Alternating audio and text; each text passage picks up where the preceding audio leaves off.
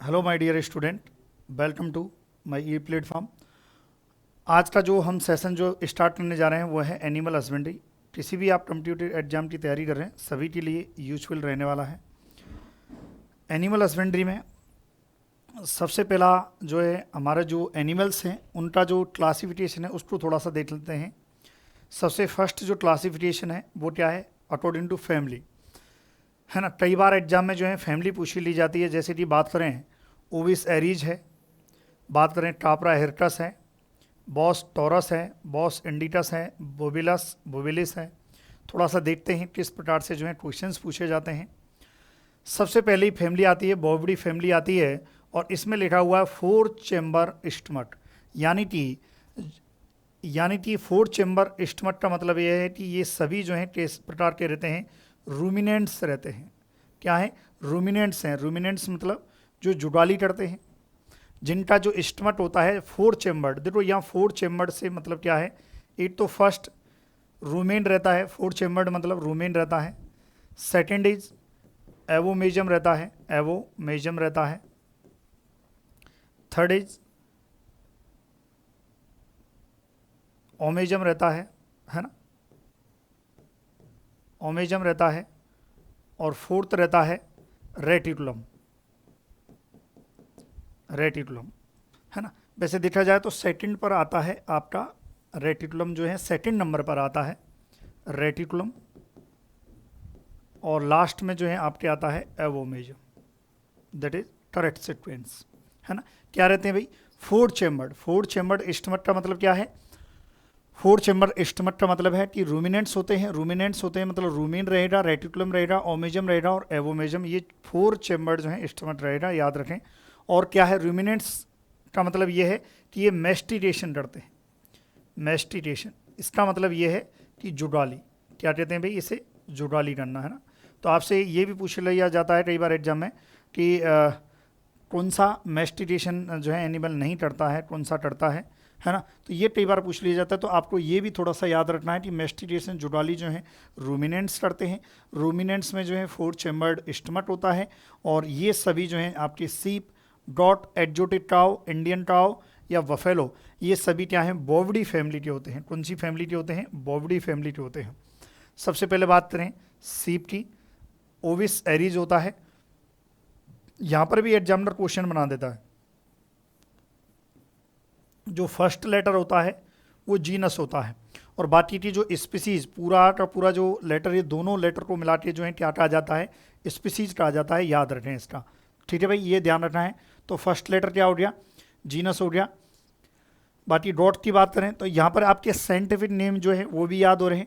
सीप का ओविसेरिज, डॉट का Kapra एरकस, exotic cow European breed, यानी कि हम इसको कह सकते हैं विदेशी गाय। हिंदी में यदि बात करें तो विदेशी गाय। तो इसका जो है क्या रहता है, बॉस टॉरस, ध्यान रखें क्या है, बॉस टॉरस। और इंडियन ब्रीड या जेबू ब्रीड, या इसे हम कहते हैं देसी काव, है ना। याद रखें जो देसी काव है उसे जेबू ब्रीड भी कहते हैं, जेबू भी कहते हैं, इसीलिए इसका नाम जो है इंडियन ब्रीड। कई बार एग्जाम में जो है क्वेश्चन आ जाता है कि which one is breed of जेबू ब्रीड, है ना, कौन सी जेबू है। यानी कि वो पूछना चाह रहा है एग्जामिनर कि भाई इंडियन कौन सी है, देसी कौन सी है, भारतीय कौन सी है। तो उसका नेम क्या होता है, बॉस इंडिकस होता है। बात करें बफेलो की, बफेलो मतलब बोवेलस बोवेलिस होता है। तो ये आप नोट डाउन कीजिए। सबसे पहले आप हेडिंग डालें एनिमल हस्बेंड्री और उसके बाद जो है क्लासिफिकेशन ऑफ एनिमल फैमिली, जिसमें first one is Bovidae family. Four chambered stomach होता है, फोर चेम्बर्ड में रूमेन, रेटिकुलम, ओमेजम और एवोमेजम होता है। और मेस्टिटेशन, रूमिनेंट्स क्या होते हैं, मेस्टिटेशन करते हैं, ठीक है। सीप जो है, सीप ओविस एरीज होता है। डॉट कापरा एरकस होता है। बात करें जो है हम एक्जोटिक काव, या हम कह सकते हैं कि यूरोपियन ब्रीड जो है उसका नाम होता है बॉस टॉरस होता है। जेबू ब्रीड या इंडियन काव या देसी काव, नाम इसका scientific name is Bos indicus. And buffalo scientific name is Bubalus bubalis होता है, ठीक है। क्लियर है यहाँ तक। तो थोड़ा सा ये भी थोड़ा सा पार्ट याद रख लेना। हालांकि इसको अलग से मैं जो रूमिनेंट्स हैं, जो क्लासिफिकेशन है, इसको मैं अलग से भी बताऊंगा आपको, लेकिन यहाँ भी ये कवर अप हो रहा है।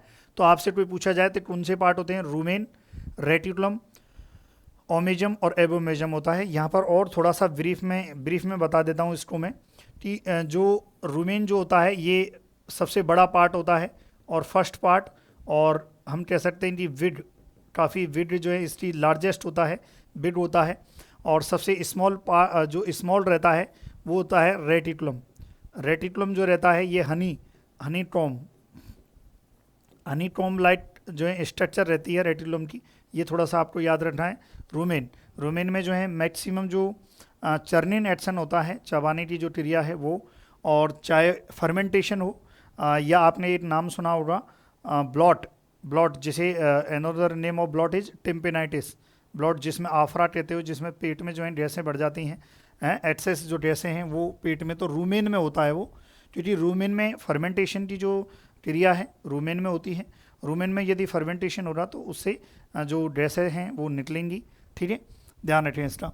बाकी ओमेजम होता है और एवोमेजम होता है, याद रखें इसका, थोड़ा सा याद रखें ताकि आप इसको जो है नोट डाउन करें भाई। चलिए अगला देखते हैं। बोविडी फैमिली के बाद आता है स्वीडी फैमिली।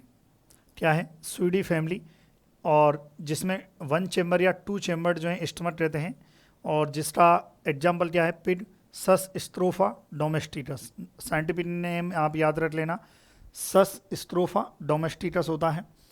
अगली फैमिली होती है कैमिलिडी फैमिली होती है, 3 चेम्बर्ड स्टमक। यहाँ पर थोड़ा सा समझने वाली बात है कि यहाँ पर लिखा है 3 chambered stomach, it means first one is rumen, second reticulum होता है, थर्ड इज एवोमेजम। देखो एवोमेजम में जो है जितना भी हम कह सकते हैं कि मैक्सिमम जो पाचन जो होता है, डाइजेशन जो होता है वो एवोमेजम में होता है, क्योंकि एवोमेजम में जो गैस्ट्रिक जूस का जो सीक्रेशन होता है, सीक्रेशन ऑफ गैस्ट्रिक जूस इन एवोमेजम, ये याद रखें, एवोमेजम में गैस्ट्रिक जूस का सीक्रेशन होता है। ये थर्ड हम कह सकते हैं। तो ये 3 जो है ये स्टमक के पार्ट होते हैं। किसकी बात हो रही है भाई? कैमल की बात हो रही है। किसकी बात हो रही है? कैमल की बात हो रही है।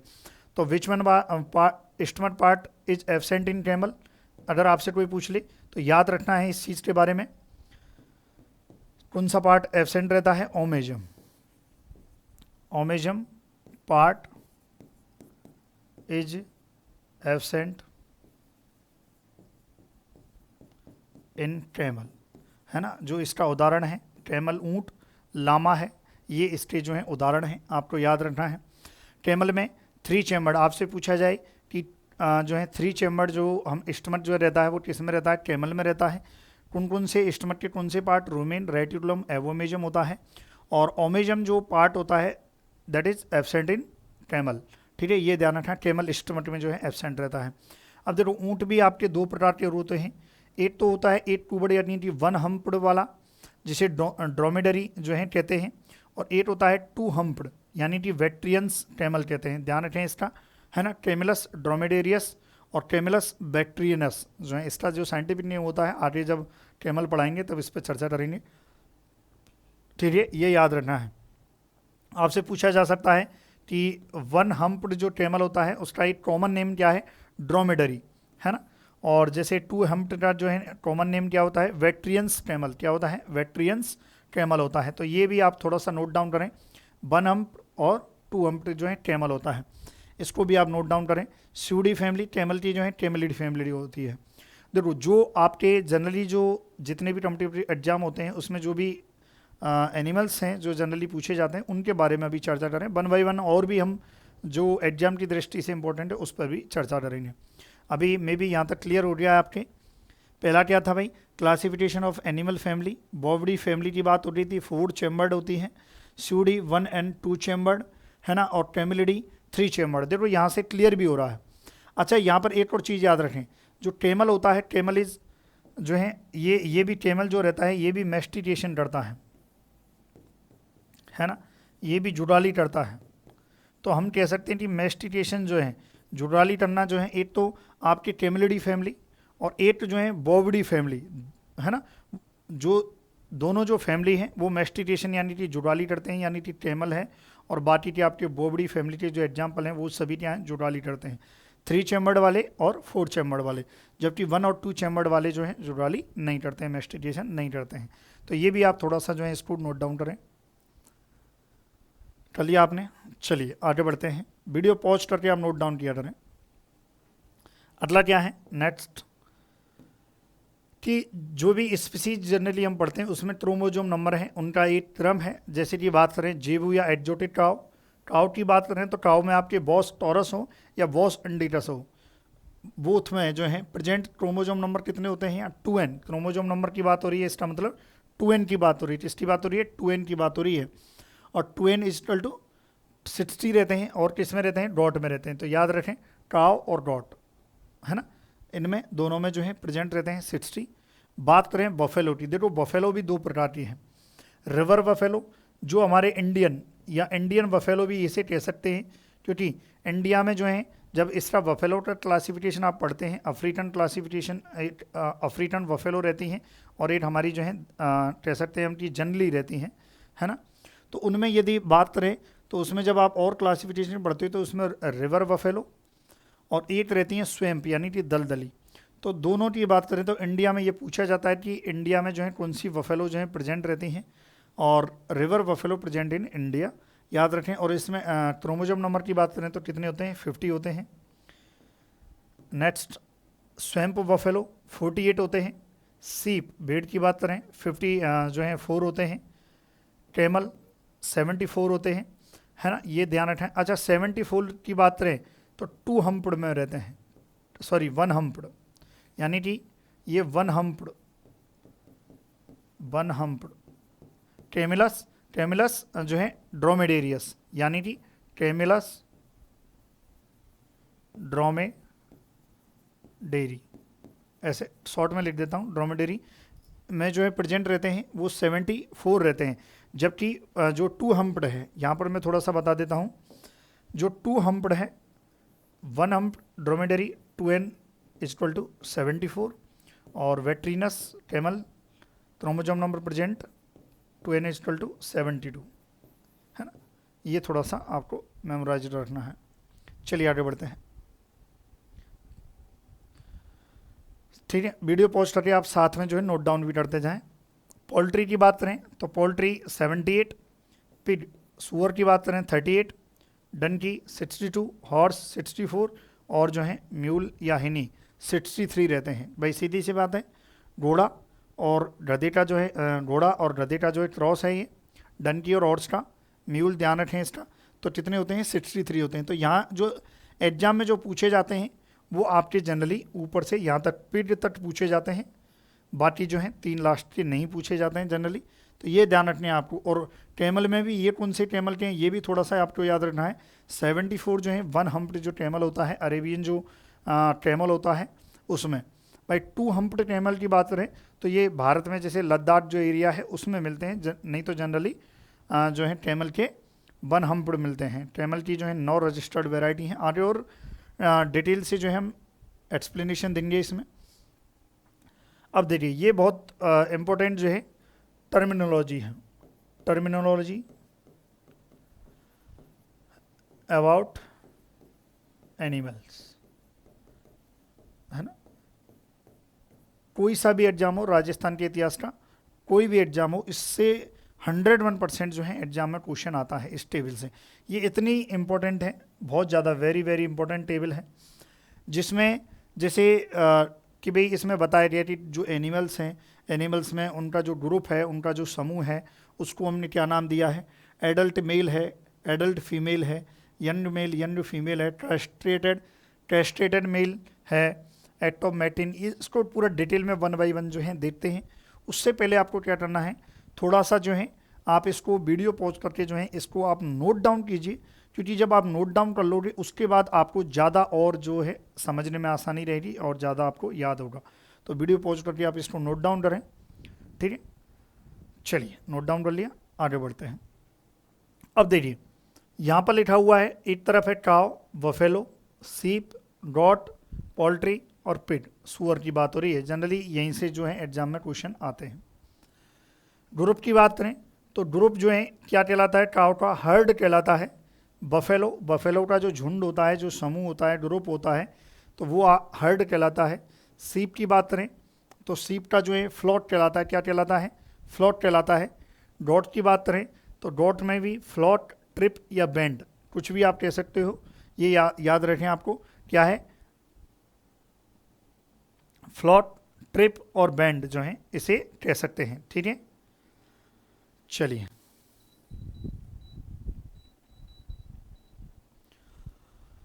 और पोल्ट्री में फ्लॉट और पीडीटी बात करें तो स्टॉट, हर्ड या ड्रॉप। जनरली जो एग्जाम में जो क्वेश्चन आता है वो ड्रॉप से आता है, याद रखें इसका।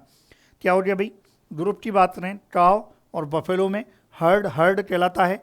सीप, डॉट में और पोल्ट्री में जो है फ्लॉट, फ्लॉट कहलाता है। और पिग में जो है ड्रॉप कहलाता है। क्या कहलाता है? ड्रॉप कहलाता है।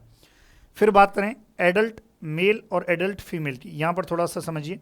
देखो यंग मेल और यंग फीमेल, तो जो सबसे पहले जब बच्चा जब बड़ा होता है तो वो यंग होता है। यंग के बाद जो है एडल्ट स्टेज आती है।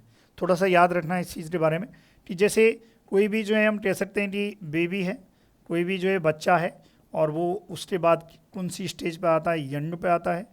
और उसके बाद जो है एडल्ट स्टेज पे आता है। एडल्ट मीन्स एक तरह से थोड़ा सा याद रखने लायक मैं बता देता हूँ, शादी करने योग्य एज हो चुकी है ना, मैरिज लाइफ में जो है आने वाला है, तो इसका मतलब एडल्ट। उससे पहले की जो अवस्था है, किशोर अवस्था, वो यंग रहती है। एडल्ट मेल की बात करें तो काऊ में जो है बुल, बफेलो में बफेलो बुल, रैम, और रैम की शादी किससे? ईव से होती है। देखो यहाँ पर ऐसे याद रखो, काऊ में एडल्ट फीमेल, जैसे काऊ कहते हैं तो बुल की शादी किससे हो रही है? काऊ से हो रही है। बफेलो बुल की शादी बफेलो से हो रही है। रैम की शादी ईव से हो रही है। किस में? सीप में, भेड़ में। भेड़ में एक रैम नाम से है, और उसकी शादी किससे हो रही है? ईव, ईव नाम की एक लड़की है, उससे हो रही है। रल है, उससे हो रही है। ऐसे आपको याद रखना है। बट की शादी किससे हो रही है? But Doi, RAM ewe, bull काव। देखो बुल काव, बफेलो बुल और बफेलो, ये तो आप एग्जैक्टली याद रख लोगे, पर यहाँ पर थोड़ा सा आप बार बार रिपीट करें। Ram ewe, ram ewe. Ram की शादी ईव से। रैम क्या है? मेल है, एडल्ट मेल है ना। Buck doe, buck doe. Cock hen, boar sow, boar sow. ऐसे आपको याद रखना है। कैसे याद रखना है? रेम की शादी ईव से, बट की शादी डोई से, कॉट की शादी हेन से, बोर की शादी सौ से, है ना। ये आपको याद रखना है। तो इसमें जो है फर्स्ट वाला क्या है भाई? एडल्ट मेल हो गया, और ये एडल्ट फीमेल हो गया, है ना। ये याद रखें इसका। पोल्ट्री में कॉट की शादी हेन से, पिग में बोर और सौ, बोर सौ, है ना। ये ध्यान रखना है आपको। चलिए इतना कर लोगे, कोई दिक्कत नहीं है। फिर आगे बढ़ते हैं। आगे देखते हैं यंग मेल और यंग फीमेल, यानी कि अभी भी किशोर अवस्था है, शादी की एज नहीं हुई है ना। तो इसको भी थोड़ा सा देख लेते हैं। जैसे यंग मेल की बात करें, काव में बुल काफ कहते हैं। काफ मतलब होता है, काफ मतलब जो छोटा बच्चा होता है, जो प्रेग्नेंट जो काव रहती है, उसके बाद जब पार्चुरेशन का मतलब होता है ब्याने की क्रिया, बच्चे देने की क्रिया जो रहती है, उसके बाद जो बेबी प्राप्त होता है काव में, उसे काफ कहते हैं। और काफ जब बड़ा होता है, यदि वो मेल काफ है तो उसे, जब वो यंग हो चुका है तो उसे हम क्या कह देंगे? बुल काफ कह देंगे। और हीफर काफ कैसे कहेंगे? ध्यान रखें, हीफर जो टर्म होती है ये यूज होती है फीमेल के लिए। वेरी वेरी इंपॉर्टेंट है, कई बार पूछ लिया जाता है हीफर की टर्मिनोलॉजी। हीफर वर्ड जो है डिनोट करता है फीमेल कैरेक्टर को, फीमेल को डिनोट करता है, ये याद रखना है। और हीफर कब तक कहेंगे? जब तक वो प्यूबर्टी आने से पहले की जो अवस्था है, प्यूबर्टी आने की पहले की जो अवस्था है, उसमें हम कह देंगे भाई हीफर, ये ध्यान रखें, है ना। चलिए तो हीफर काफ कह देंगे किसको? यंग फीमेल को। किसमें भाई? काव में कह देंगे। बफेलो की बात करें तो बफेलो में जो है क्या कहेंगे? हीफर कहेंगे। अब देखिए यहाँ पर देखिए, बफेलो बुल काफ हो गया और हीफर हो गया। अब यहाँ पर देखो सीप में आओ, सीप में यंग मेल और यंग फीमेल, तो रैम लैम और ईव लैम। अब आप बोलोगे रैम लैम, देखो ram lamb ewe lamb, ram यहाँ से उठाया और ईव जो है फीमेल से उठाया, एडल्ट से उठा लिया, और यंग मेल को क्या बोल दिया? RAM lamb. और लैम किसको बोलते हैं? बच्चे को बोलते हैं। मैंने कहा आपको अभी कि जो है बेबी होता है, बेबी के बाद यंग स्टेज आती है और उसके बाद एडल्ट आती है। जैसे कि हमने एडल्ट को अभी यहाँ क्या क्या है, रैम का है, और बेबी को हमने सीप में हम बेबी को क्या कहते हैं, लैम्ब कहते हैं। जो छोटा बच्चा होता है उसे हम लैम्ब कहते हैं।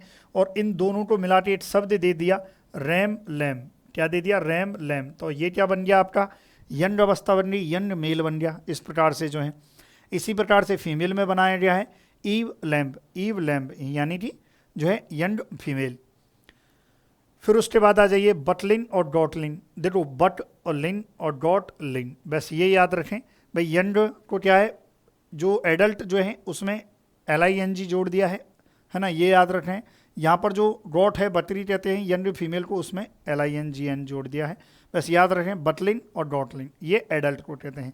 कई बार कंफ्यूज होते हैं तो इसको बार बार मेमोराइज करना पड़ेगा आपको देखो कभी भी याद रखें, जब आप पढ़ रहे हो तो एक ही बार से काम नहीं चलेगा, आपको बार बार रिवीजन करते रहना पड़ेगा, ये ध्यान रखें। तो जब आप बार बार रिवीजन करोगे तब आपको एग्जैक्टली अच्छे से परफेक्ट वे में जो है नेम है वो याद हो जाएंगे। फिर उसके बाद यहाँ पर बात करें तो टोटरेल, इसे हम कहते हैं टोटरेल कहते हैं, ये याद रखना है आपको, है ना। किससे कहते हैं, यंग मेल को जो है पोल्ट्री में जो है टोटरेल कहते हैं। पिट की बात करें, पिट में बोरलिन और डिल्ट। बोरलिन किसे कहते हैं, बोरलिन जो है यंग मेल को बोरलिन कहते हैं, और यंग फीमेल को क्या कहते हैं, डिल्ट कहते हैं। ये याद रखना है, वेरी इंपॉर्टेंट, एग्जाम की दृष्टि से बहुत ज़्यादा जो है इंपॉर्टेंट हो जाता है, ये आपको याद रखना है। क्लियर है यहाँ तक आप जो है नोट डाउन कीजिए, नोट डाउन करें भाई। चलिए उसके बाद आ जाइए टेस्टेटेड। अब देखो टेस्टेटेड जो है, टेस्टेटेड मेल, टेस्टेटेड मेल का मतलब होता है कि हिंदी में कहते हैं बदियाकरण। टेस्ट्रेशन का मतलब होता है जो टेस्टिकल्स होते हैं उनको डिस्ट्रॉय कर दिया जाता है, या उनका जो कनेक्शन है वो बॉडी से हटा दिया जाता है, ताकि जो टेस्टिकल्स जो होते हैं, वृषण जो होते हैं, उनको निष्क्रिय कर दिया जाता है, इनएक्टिव कर दिया जाता है, ताकि जो सीमेन का जो फॉर्मेशन है वो नहीं हो। क्योंकि सीमेन का फॉर्मेशन नहीं हो रहा तो फिर जो बुल है वो बच्चा पैदा नहीं कर पाएगा, ये याद रखें। तो हम कह सकते हैं कि स्ट्राइल बनाया जाता है जिसमें बुल्लॉट स्टीर ये जो है, ये थोड़ा सा आप जो है नोट डाउन कीजिए, इसको नोट डाउन करें भाई, जल्दी से आप नोट डाउन करें। चलिए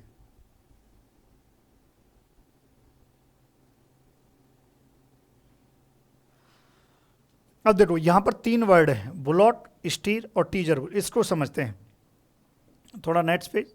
देखो एक तो है बुलॉट वर्ड, एक है स्टीर और एक है टीजर बुल, टीजर बुल। अब देखो ये कैस्ट्रेटेड मेल है, कास्ट्रेटेड मेल है, बट यहाँ पर जो है पर्पज क्या है, व्हाट इज पर्पज जो है, इसके पीछे पर्पज क्या है, इसके कारण जो है इसका नामकरण हुआ है। यदि फॉर एग्रीकल्चर, एग्रीकल्चर अगर यूज के लिए, एग्रीकल्चर यूज के लिए आप जो है टेस्ट्रेशन कर रहे हैं, यदि आप एग्रीकल्चर यूज के लिए जो है, अच्छा यहाँ पर एक चीज़, एग्रीकल्चर यूज के लिए आप क्या कर रहे हो, कास्ट्रेशन कर रहे हो, तो हम क्या कहेंगे उसे, बुलॉट कहेंगे। जब आप for meet purpose, castration is done for meet purpose, that is called is stir, ये स्टीर कहलाता है। और टीजर बुल मतलब जो फीमेल जो जनरली काउ का जो हर्ड रहता है, हर्ड मतलब ग्रुप, बहुत सारे ग्रुप में गाय रहती हैं, और उनमें यदि जो हीट पीरियड है, हीट पीरियड का आइडेंटिफिकेशन करना है, तो इसमें हम क्या है टीजर बुल का यूज कर रहे हैं, तब हम कास्ट्रेशन कर रहे हैं, identification of heat period in cow.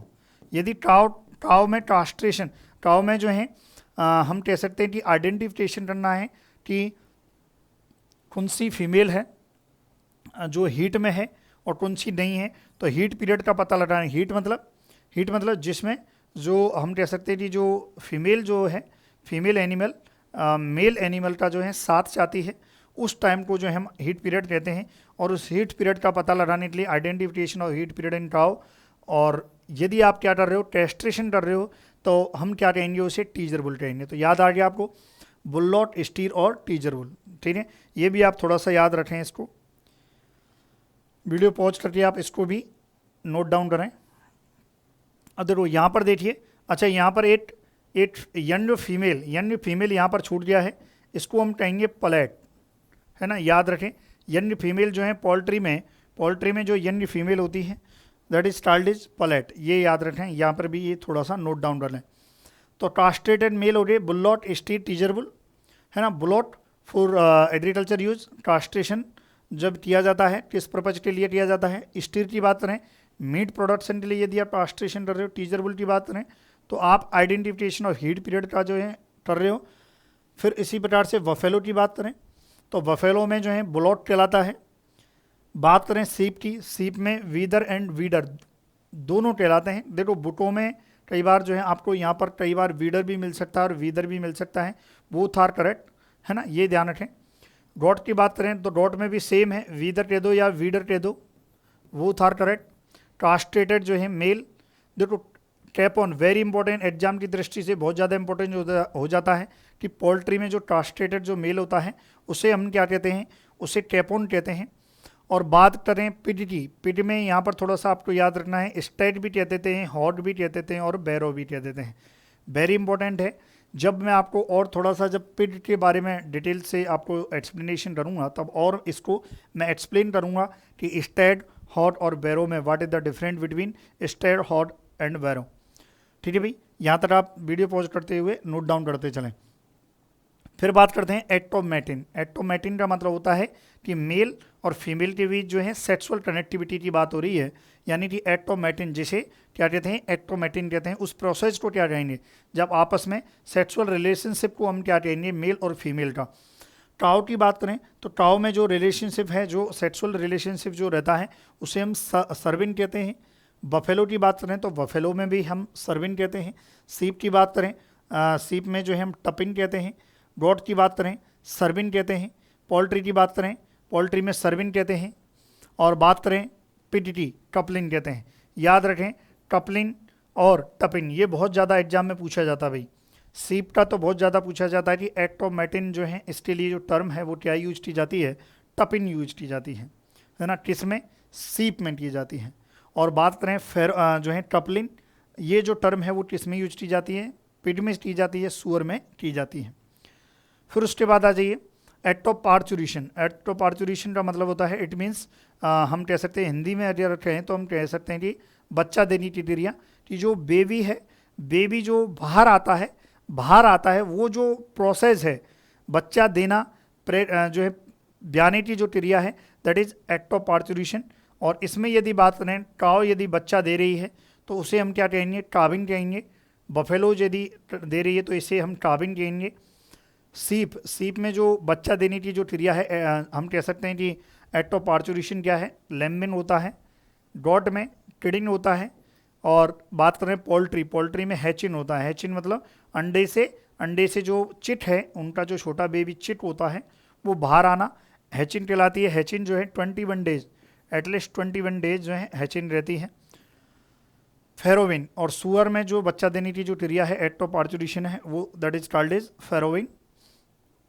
देखो मैं चाहता हूँ कि जो इंग्लिश मीडियम और Hindi medium both are student जो हैं इसको अच्छे से समझ पाएँ, इसलिए मैं ज़्यादातर जो लिखा हुआ है वो इंग्लिश में और एक्सप्लेनेशन हिंदी में कर रहा हूँ।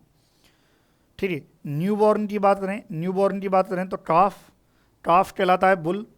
काव में काफ कहलाता है नया जो बछड़ा होता है या बछड़ी होती है, कोई भी हो, मेल हो या फीमेल हो, बोथ आर कॉल्ड इज काफ।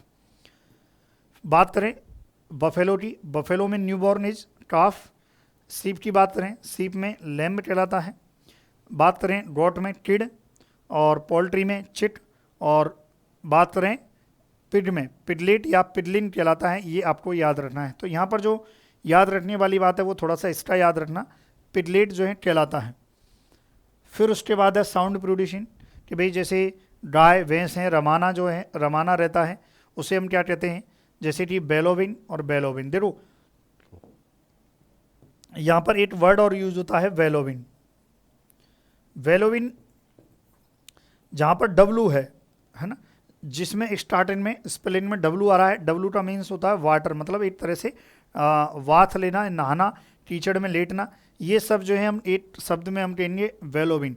जबकि यहाँ पर ए वी वाला जो है वी फॉर बॉय वाला आ रहा है तो हम वेलोविन जो है वेल वेल एक तरह डंटी, आवाज़, डंटी क्या करती है, आवाज़ करती है, तो ऐसे याद रख सकते हैं। तो वेलोविन, वेलोविन ये किसमें, काव और बफेलो में जो है वेलोविन, वेलोविन कहलाएगा। और सीप में बात करें तो, और गॉट में बात करें तो ब्लिटिन, ब्लिटिन जो है कहलाएगा। और सुअर में बात करें तो सुअर की जो आवाज़ रहती है, एक अजीब सी आवाज़, एक झंझनाट वाली आवाज़ रहती है, और इसे हम क्या कहेंगे, ग्रंटिन कहेंगे, है ना, ग्रंटिन कहते हैं, ये याद रखना है आपको। तो ये पूरी की पूरी जो टेबल है ये आपको जो है अच्छे से लर्न करनी है। इसको इजी वे में अच्छे से जो है वीडियो पॉज करें और अच्छे से इसको लिखें, और एक एक चीज़ को बार बार जो है आप रिवाइज करते रहें। भाई आपको क्या करना है, रिवाइज करना है, परफेक्ट वे में आप रिवीजन करते रहें, ठीक है। बार बार आप पढ़ोगे तो अभी आपको ये टेबल याद रहेगी, है ना। चलिए आगे बढ़े। अगला है इम्पोर्टेंट रिप्रोडक्टिव कैरेक्टरिस्टिक्स। अब देखो यहाँ पर रिप्रोडक्टिव कैरेक्टरिस्टिक्स की बात करें, प्यूबर्टी एज, यहाँ पर देखो 8 साइड में एनिमल्स हैं, 8 साइड में puberty age. Puberty age it means कि ovulation start, ovulation start in ovary. जो फीमेल जो रहता है, फीमेल कैरेक्टर जो रहता है, उसमें ओवुलेशन स्टार्ट हो चुका है। जो ओवरी है अंडाशय में, ओवुलेशन अंडाणु का बनना जो है स्टार्ट हो चुका है। उस स्टेज को हम क्या कहते हैं, प्यूबर्टी एज कहते हैं, हिंदी में से कहते हैं यौवनारंभ। फिर उसके बाद आ जाइए एनिमल में, लेंथ ऑफ एस्ट्रासाइकल। एस्ट्रासाइकल मतलब जो भी हम एक तरह से कह सकते हैं कि जो ओवरी के अंदर जो भी फिजियोलॉजिकल जो क्रियाएं होती हैं, मैकेनिज्म होती हैं, वो कंप्लीट, है ना। 2 हीट पीरियड के मध्य जो है, between 2 heat period, between 2 heat period जो भी हम कह सकते हैं कि मैकेनिज्म जो भी चलती है वो आपके एस्ट्रासाइकल रहती है। गेस्टेशन पीरियड मतलब जो है हम कह सकते हैं कि पेट में जो बच्चा रहता है, वो बच्चा कितने समय तक जो है पेट में है, वो गेस्टेशन या गर्भकाल अवधि, जिसे हिंदी में क्या कहते हैं, गर्भकाल अवधि कहते हैं। क्या कहते हैं भाई, गर्भकाल अवधि, है ना, ये याद रखें। और इसे हम कहते हैं मध्य चक्र अवधि, और इसे हम कहते हैं यौवनारंभ, यौवनारंभ अवस्था, ठीक है। और हीट पीरियड, हीट पीरियड मतलब जिसमें जो फीमेल रहती है वो मेल का जो है साथ चाहती है ना, तो वो हीट पीरियड रहता है, यानी कि मध्यकाल अवधि, हिंदी में क्या कहते हैं, मध्यकाल अवधि, ठीक है भाई, ये क्लियर है।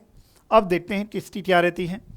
काउ की बात करें, प्यूबर्टी एज की बात करें, काउ में प्यूबर्टी एज 24 से जो है 30 रहती है, 30 मंथ। बफेलो की बात करें 28 से 30 मंथ।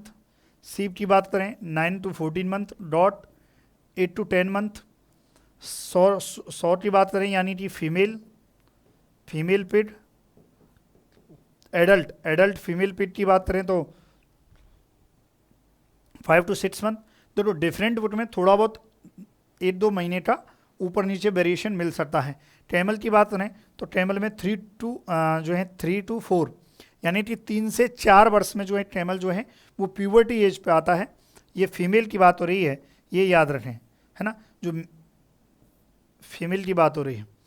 फिर उसी प्रकार से लेंथ ऑफ एस्ट्रासाइकल की बात करें, काव में 21 डेज, बफेलो में 21 डेज, सीप में 16 डेज, डॉट में 21 डेज, और पिग की बात करें, फीमेल पिग में 14 डेज होता है। कैमल की बात करें तो कैमल में थोड़ा सा जो है एक अलग जो है मैकेनिज्म काम करती है, ठीक है। जब कैमल पढ़ेंगे तब हम डिटेल में उस चीज़ के बारे में डिस्कस करेंगे। गेस्टेशन पीरियड 280 से 285 डेज। अब देखो यहाँ पर डिफरेंट एग्जाम में वेरिएशन भी देखने को मिलता है, 280 से 285 भी कई बार एग्जाम में देखने को मिलता है। तो इसके हम कह सकते हैं कि नियरेस्ट जो वैल्यू है, 285 के नियरेस्ट जो वैल्यू है वो आपको जो है कंसीडर करनी है एग्जाम में, याद रखें इसके बारे में। कि इसी प्रकार से बफेलो की बात करें, बफेलो में गेस्टेशन पीरियड 10 डेज, है ना, 310 डेज जो रहता है। अब इसमें भी कई बार एग्जाम में आपको हो सकता है कि 305 जो है देखने को मिले, है ना, 305 देखने को मिले, या 315 देखने को मिले। तो ये कहीं ना कहीं थोड़ा बहुत वेरिएशन जो है चल जाता है, तो आपको एग्जाम में अच्छे से करना है। कई बार इसमें एग्जामिनर सिमिलर हम कह सकते हैं कि वेरिएशन देखने को मिलता है। सीप की बात करें, सीप में gestation period is 148 days, got में 150 डेज, बात करें जो है 114 डेज जो है किस में रहता है भाई, 100 में रहता है। इसी प्रकार से हीट पीरियड की बात करें तो 18 आवर काउ में, बफेलो में जो है 24 आवर। बात करें सीप की 1 to 3 डेज, 1 से 3 दिन की जो है हीट पीरियड रहता है, और 2 से 3 दिन जो है किस में, गॉट में, है ना। और यहाँ पर जो है लगभग अराउंड 3 to 5 है ना, ये 1 to 5, हाँ 1 to 5 इज मोर करेक्ट है। तो 1 to 5 डेज जो है पिग में और 3 to 5 डेज जो है कैमल में रहती है। तो ये हीट पीरियड है। अब देखो यहाँ से जो क्वेश्चन आता है वो मोस्टली जो पूछा जाता है, एक तो लेंथ ऑफ एस्टर साइकिल से, gestation से, और एक हीट पीरियड से। प्यूबर्टी जनरली नहीं पूछा जाती है, रेयर केस में प्यूबर्टी से क्वेश्चन आता है। तो आपको ये तो एज इट इज याद रखना है, वेरी इंपॉर्टेंट। थोड़ा बहुत 1-2 जो है डेज का वेरिएशन यदि मिलता है तो वो आपको करना है एग्जाम में, यदि मिलता है तो। क्लियर है यहाँ तक? तो इसको आप जो है अच्छे से वीडियो पॉज करके आप जो है नोट डाउन करते चलें, नोट डाउन करें, जल्दी से आप नोट डाउन करें इसको। चलिए आगे बढ़ते हैं।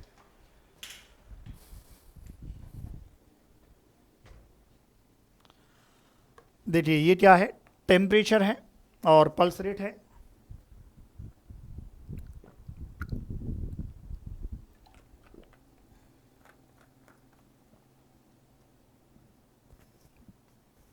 चलिए अब देखो एक तरफ क्या दिए हुए हैं भाई, एनिमल, और उनका जो है बॉडी टेम्परेचर, ये क्या है, बॉडी टेम्परेचर है। उसके बाद पल्स रेट, पल्स रेट मतलब हिंदी में ऐसे कहते हैं नाड़ी गति, यानी कि जैसे आपने कभी देखा होगा डॉक्टर जो है हमारी पल्स चेक करता है ना, पल्स चेक करता है, वो पल्स रेट।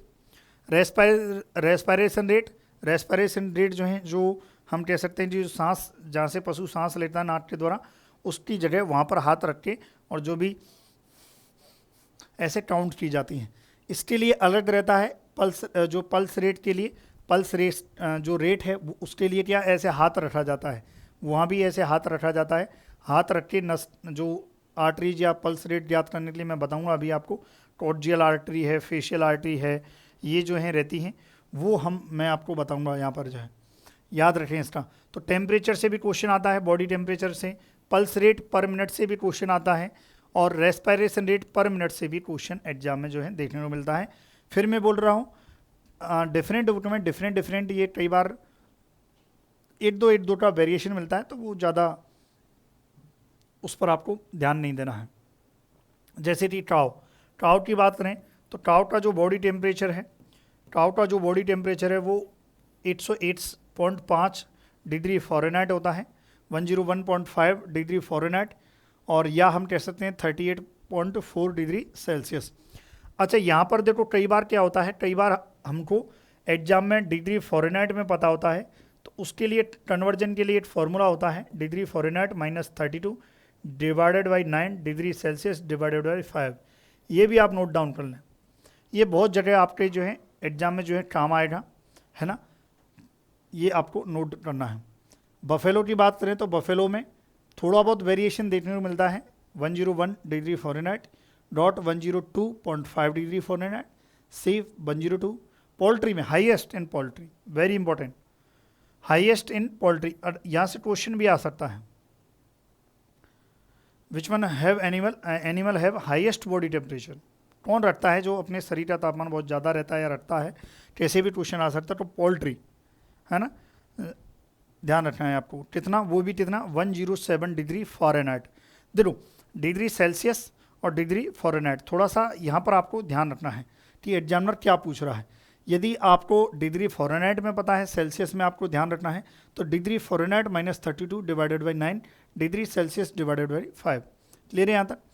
इसी प्रकार से पल्स रेट की बात करें तो 40 to 50, 40 to 45 जो है बफेलो में, गॉट में और सीप में जो है लगभग सेम 70 to 80, और पोल्ट्री में 200 to 400, और कैमल की बात करें 28 to 32। ठीक है, that is pulse rate. Respiration rate 20 to 25 in cow, 16 to 18 in buffalo, 12 to 20 सीप एंड गॉट, 15 to 30 जो है पोल्ट्री, और 5 to 7 इन कैमल। ये रेस्पिरेशन रेट, पल्स रेट और टेम्परेचर आपको याद रखना है। यहाँ पर थोड़ा सा अभी एक्सप्लेन कर देते हैं, यहाँ पर देख लेते हैं अगर आगे नहीं हो। हाँ है, तो ये वीडियो पॉज करके आप इसको लिखिए, फिर मैं बताता हूँ कि जो पल्स रेट होती है काव और बफेलो में जो है ट्रोजियल धमनी से जो है ट्रोजियल जो आर्टरी है उससे मेजर किया जाता है ना। और डॉट की बात करें, डॉट और सीप की बात करें, तो वहाँ पर जो हम कह सकते हैं फेमोरल आर्टरी जो रहती है, जो पैर में होती है, लेग में होती है, पसूटे में, उससे मेजर किया जाता है। कई बार एग्जाम में पूछ ली जाती है पल्स रेट के बारे में। क्लियर है यहाँ तक? तो आप इसको नोट डाउन कीजिए आराम से, ये मेमोराइज करना है भाई आपको। देखो कई बार पूछ लिया जाता है कि पल्स रेट को यदि आपको मेजर करना है, आपको काव और बफेलो में मेजर करना है, तो ट्रोजियल आर्टरी रहती है ना, ये कहाँ रहती है? बिहाइंड द टेल,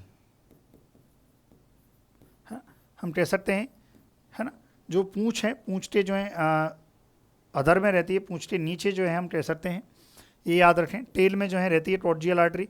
फेमोरल जो है ये फुट जो, और फेमोरल आर्टरी से पल्स रेट किस में याद करते हैं?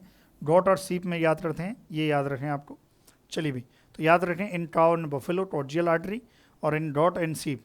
एक हॉर्स भी है, हॉर्स में जो फेशियल आर्टरी होती है चेहरे पर, फेशियल आर्टरी।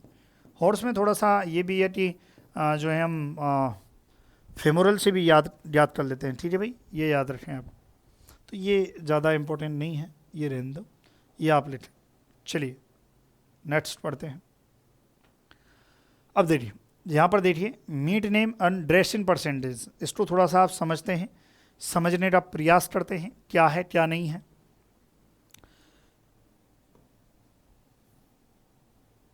देखो यहाँ पर एक तरफ लिखा है कि जो मीट का नेम है, किसमें किसको हम क्या मीट का नाम देते हैं, और एक तरफ लिखा है ड्रेस इन परसेंटेज।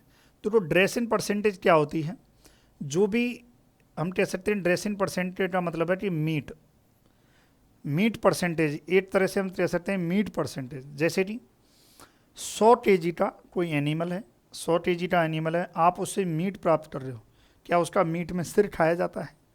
क्या उसकी हड्डियों के ऊपर का पार्ट खाया जाता है? क्या हड्डियाँ खाई जाती हैं? नहीं। तो कुल मिला के ये जो पार्ट है, ये वेस्टेज है, इसको हटा के जो भी पार्ट जो मीट है जिसको खाया जाता है, वो पार्ट किस में आएगा? मीट में आएगा। और यही जो हम कह सकते हैं, यही क्या होती है? ड्रेस इन परसेंटेज होती है। जो भी मीट का जो परसेंटेज होता है, मीट का जो प्रोडक्शन होता है, वही क्या रहती है? ड्रेस इन परसेंटेज रहती है। जैसे कि एक एग्जाम्पल से बताऊँ, काव की बात करें, काव में जो मीट नेम होता है that is called is beef, और ड्रेस इन परसेंटेज का मतलब है 55%। इसका मतलब ये है कि यदि कोई एनिमल, यदि काव जो है 100 kg की है, इसका मतलब उससे जो मीट प्राप्त होगा, उससे जो मीट जिसको खाया जाएगा वो 55 kg प्राप्त होगा। It means 45 kg wastage part, है ना। ये आपको याद रखना है। तो क्लियर है यहाँ तक? ड्रेस इन परसेंटेज क्या रहती है? जनरली ड्रेस इन परसेंट से क्वेश्चन नहीं आता है, केवल मीट नेम से आता है, पर फिर भी जो है फिर भी आप एक्स्ट्रा थोड़ा सा नोट कर लें इसको। बफेलो की बात करें, बफेलो में टेरावीफ या बफिन जो है दोनों कह देते हैं, और 57% जो है ड्रेस इन परसेंट रहती है। सीप की बात करें, सीप में जो है मटन, और कितने परसेंटेज जो है भाई? 50%। डॉट में जो है चेबोन रहता है, या चिबोन जिसे आप कहते हो। देखो कई बार आप जब शॉप पे जाते हो, मीट वीट यदि आप खाते हैं, तो जो नहीं खाते हैं वो छोड़ दें, जो खाते हैं कई बार आप उल्टा करते हो। क्या करते हो? वहाँ पे जाके कहते हो साहब मटन दे दो, है ना। अरे मटन जो है ना सीप का होता है, वो डॉट का देता है आपको। तो डॉट का आप ध्यान रखें, डॉट का जो मीट होता है वो चिबोन कहलाता है, पोल्ट्री का चिकन कहलाता है। काफ मतलब जो बछड़ा होता है, छोटा बछड़ा होता है, इसका व्हील कहलाता है। सूअर की बात करें तो सूअर का क्या कहलाता है? पोर्क कहलाता है, याद रखें इसका। और सूअर का ये साल्टेड बेकॉन कहलाता है। बेकॉन साल्टेड जो हम कह सकते हैं, ये साल्टेड जो मीट होता है किसका? पिडिटा जो है बेकॉन कहलाता है, ये पोर्क कहलाता है। कैमल में बात करें, कैमल में जो है सुतरा कहलाता है, ये याद रखें। बाकी इनकी जो ड्रेस इन परसेंटेज है ये भी आप नोट डाउन कर सकते हैं। क्लियर है यहाँ तक?